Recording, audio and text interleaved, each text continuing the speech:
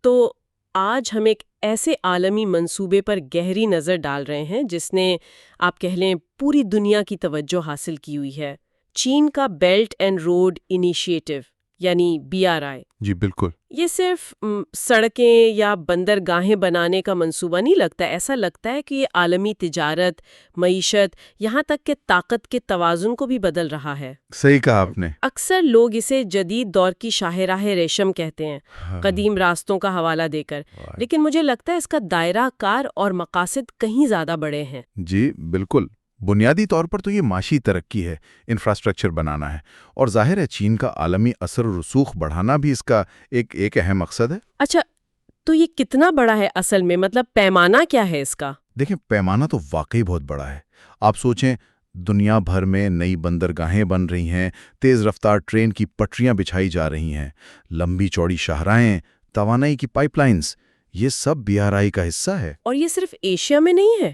نہیں، بالکل نہیں۔ یہ تو افریقہ، یورپ، یہاں تک کہ لاطینی امریکہ تک جا پہنچا ہے۔ اس کی شاخیں ہر طرف پھیل رہی ہیں۔ اچھا، اور ان سب منصوبوں کے لیے پیسہ وہ کہاں سے آ رہا ہے؟ زیادہ تر تو دیکھیں چینی بینکوں سے بھاری قرضے ہیں یا پھر براہ راست چینی سرمایہ کاری ہے۔ مجموعی رقم کا تو خمینہ تو کھربوں ڈالرز میں ہے۔ کھربوں ڈالر؟ جی، کوشش یہی ہے کہ ایک ایسا نیٹ ورک بن جائے جو چین کو دنیا کے ہر کونے سے جوڑ دے۔ تو اس سے معاشی مواقع بھی تو پیدا ہونے چاہیے نا؟ مطلب عالمی تجارت بڑھے گی، نئی مارکیٹیں کھلیں گی، سپلائی چینز بہتر ہوں گی۔ جی، دعوے تو یہی ہیں، اور کچھ مثالیں بھی سامنے ہیں، جیسے پاکستان میں CPEC کو دیکھ لیں۔ ہاں، CPEC کا تو بہت چرچا ہے۔ بالکل، یا پھر کینیا میں وہ SGR ریلوے بنی ہے، یا یونان کی پیریس بندرگاہ میں جو چینی سرمایہ کاری ہوئی ہے۔ ان سب سے امید تو یہی ہے کہ مقامی معیشتیں چل پڑیں گی، علاقے آپس میں جڑ جائیں گے۔ لیکن کیا یہ واقعی اتنا سیدھا ہے؟ مطلب کیا یہ فوائد یقینی ہے؟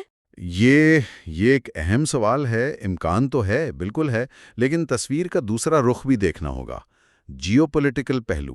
اچھا، وہ کیا ہے؟ دیکھیں، BRI کو بہت سے لوگ چین کی نرم طاقت یعنی سافٹ پاور بڑھانے کا ذریعہ سمجھتے ہیں، خاص طور پر ترقی پذیر علاقوں میں جیسے افریقہ ہے، جنوب مشرقی ایشیا ہے، وہاں اپنا اثر و رسوخ قائم کرنا۔ یعنی یہ صرف معیشت کا کھیل نہیں ہے؟ نہیں، بالکل نہیں، یہ عالمی سطح پر اپنی پوزیشن مضبوط کرنے کی کوشش ہے، عالمی نظام میں ایک مرکزی کردار حاصل کرنا۔ اور یہیں سے پھر وہ تنازعات اور خدشات شروع ہو جاتے ہیں جن کا ہم ذکر سنتے ہیں۔ جی، سب سے زیادہ تو وہ قرض کے جال والی بات ہوتی ہے، ڈیٹ ٹریپ ڈپلومیسی۔ یہ کیا ہے اصل میں؟ دیکھیں، الزام یہ ہے کہ چین جان بوجھ کر غریب ملکوں کو ایسے منصوبوں کے لیے بڑے بڑے قرضے دیتا ہے جن کی واپسی شاید ممکن نہ ہو، تاکہ بعد میں ان کے اثاثوں پر کنٹرول حاصل کیا جا سکے۔ بالکل یہی الزام ہے۔ سری لنکا کی ہمبٹوٹا بندرگاہ کی مثال بہت دی جاتی ہے 90 سال کی لیز پر، تو یہ خدشات بہت سنجیدہ ہیں، لیکن مسائل صرف یہیں تک نہیں ہیں۔ اچھا، اور کیا مسائل ہیں؟ ایک تو یہ کہ جن ممالک میں یہ منصوبے بن رہے ہیں وہاں سیاسی عدم استحکام ہو سکتا ہے، وہ ان منصوبوں کے لیے خطرہ ہے۔ پھر شفافیت کی کمی، کرپشن کے الزامات بھی لگتے رہتے ہیں، اور پھر ماحولیاتی اور سماجی پہلو ہیں، بڑے پیمانے پر جنگلات کٹ رہے ہیں یا مزدوروں کے حقوق کا استحصال ہو رہا ہے، ایسی شکایت بھی آتی ہیں۔ تو ان وجوہات کی بنا پر کچھ ممالک نے شاید اپنے منصوبوں پر نظر ثانی بھی کی؟ جی، ملیشیا نے ایسا کیا تھا، انہوں نے اپنے کچھ BRI منصوبوں کو روکا، ان کا دوبارہ جائزہ لیا۔ یہ سب باتیں یقیناً مغرب، خاص طور پر امریکہ کو پریشان کرتی ہوں گی۔ بالکل، اسے چین کے بڑھتے ہوئے اثر و رسوخ کے طور پر دیکھتے ہیں اور اسے محدود کرنا چاہتے ہیں۔ اسی لیے شاید وہ بلڈ بیک بیٹر ورلڈ یا B3W جیسے منصوبے لانے کی بات کر رہے تھے۔ جی، اعلانات تو ہوئے تھے لیکن ان پر عملی کام ابھی اتنا نظر نہیں آیا۔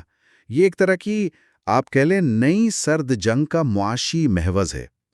لیکن کیا BRI خود بھی بدل رہا ہے وقت کے ساتھ؟ ہاں، یہ دلچسپ بات ہے، یہ کوئی ساکت چیز نہیں ہے۔ کورونا وبا کے بعد ہیلتھ سلک روڈ کی بات ہونے لگی، یعنی صحت کے شعبے میں تعاون۔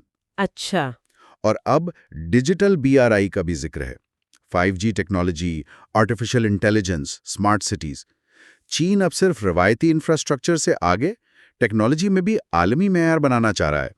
تو پھر آخر میں سوال یہ ہے کہ اس کا مستقبل کیا ہے؟ کیا یہ سب کے لیے فائدہ مند ہے؟ ون ون صورتحال ہے؟ یا پھر یہ ایک نئی قسم کا نوآبادیاتی نظام ہے، نیو کلونیلزم؟ جی دیکھیں، اس پر کوئی ایک رائے نہیں ہے۔ کچھ ماہرین سمجھتے ہیں کہ یہ عالمی ترقی کے لیے بہت اچھا ہے، پسماندہ علاقوں کو جوڑے گا۔ اور دوسرے لوگ قرضوں کے بوجھ، چین کے اصل ارادوں اور طویل مدتی اثرات پر بہت شکوک و شبہات رکھتے ہیں۔ تو کوئی آسان جواب نہیں ہے، بالکل نہیں۔ لیکن ایک بات تو طے ہے، BRI 21ویں صدی کی جیو پولیٹکس اور عالمی معیشت پر بہت گہرا اثر ڈال رہا ہے، اور یہ اثرات ہمیں آنے والی کئی دہائیوں تک نظر آئیں گے۔ جی، تو آج ہم نے کوشش کی کہ چین کے بیلٹ اینڈ روڈ انیشیٹو کے مختلف پہلوؤں کو سمجھیں، اس کے امکانات، اس کے جیو پولیٹیکل اثرات اور وہ سوالات اور تنازعات جو اس سے جڑے ہیں۔ یہ واقعی ایک بہت پیچیدہ منصوبہ ہے۔ جی، بہت زیادہ۔ ایک سوال جو غور طلب ہے وہ یہ کہ طویل مدت میں یہ منصوبہ عالمی رابطوں، تجارت اور طاقت کے توازن کو کس طرح اور کتنا بدل دے گا۔ اس پر سوچ بچار جاری رہنا چاہیے۔